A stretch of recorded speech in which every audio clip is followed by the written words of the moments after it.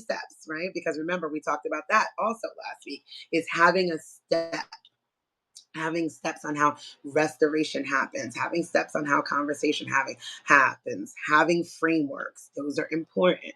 So now I've gone through all of the frameworks that we agreed on because enthusiastic consent in all things. You're not about to, absolutely not. You're not gonna overtalk me. You're not. I've done all the steps. This is my time. I have the floor.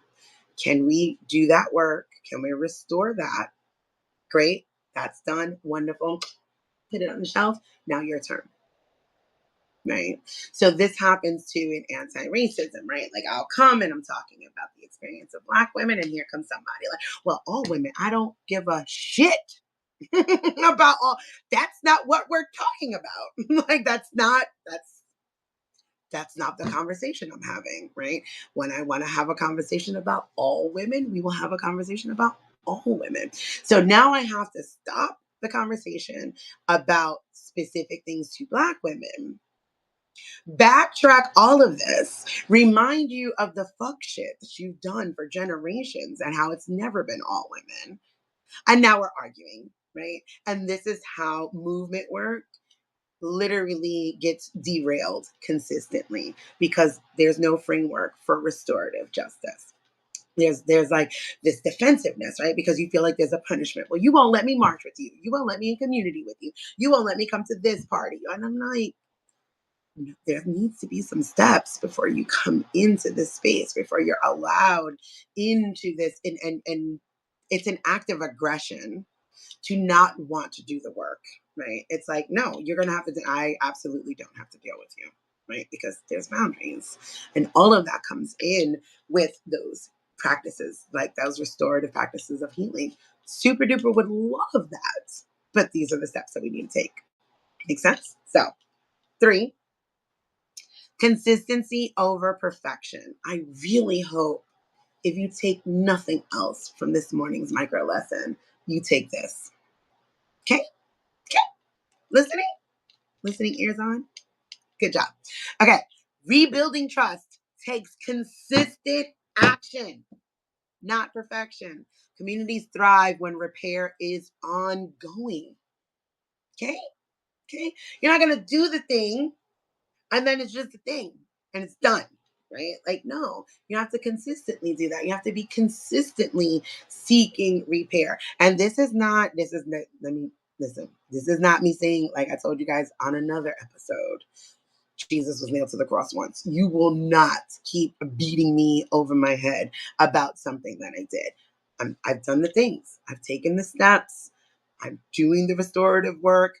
I am open to having more conversations, maybe because you unpacked it. Hey, you know what? When you did this, it reminded me of that. And there's this new wound that arose, right? Like, fair, fair. I will have that conversation. You want to keep nailing me to the cross about the same old thing, you're no longer safe for me. You're not safe. And I'm not going to do this because you're not actually seeking restoration. You want to punish me. I'm not here for that. Okay. You won't be punishing me. I made a mistake. I've done the framework. I'm willing to show up. I'm willing to listen. I want this relationship, whatever that may be, whether it's work, whether it's sexual, whether it's personal, whether it's friendship, whether it's parent and child, whatever that looks like. I want this relationship. Here's what I'm willing to do with it because even in healing, you're allowed to have boundaries. So, is that acceptable to you? Okay, great. What does that look like for you? Super duper. I'm willing to do that. I'm not going to do that though. So is that a deal breaker for you? Okay, it is. Okay, great. I love you. And that's okay. And that's it. Like that's if that's a deal breaker, because people get to have deal breakers, right? Or you get to turn around and say, you know what, that's not a deal breaker. But you know what? Because of so many things, right? Remember when we opened up this conversation? Getting curious invites other people to get curious too.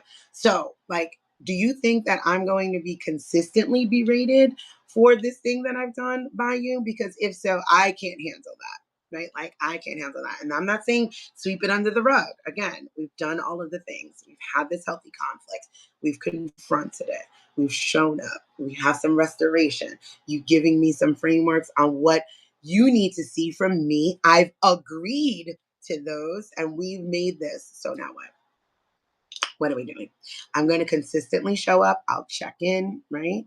Like, for as an going, staying with the same example. Yes, Michelle says just having a process for restoration creates hope. Oh, I love that. I shared that in one of the other ones, like a restoration process. I will share it. Text me. I will share it in this one too, right? Like these stages, these steps of that. So, as an example that I gave with the Alexa today, I'm going to remind them. That's another thing, because people act like life is not happening and people don't forget, and we all revert to lizard brain, right?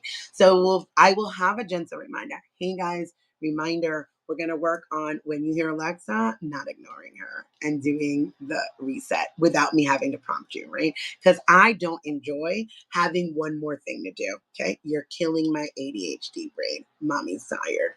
So now when they do this, fingers crossed, I will congratulate them, right? This is about being intentional, right? You can't curate a life without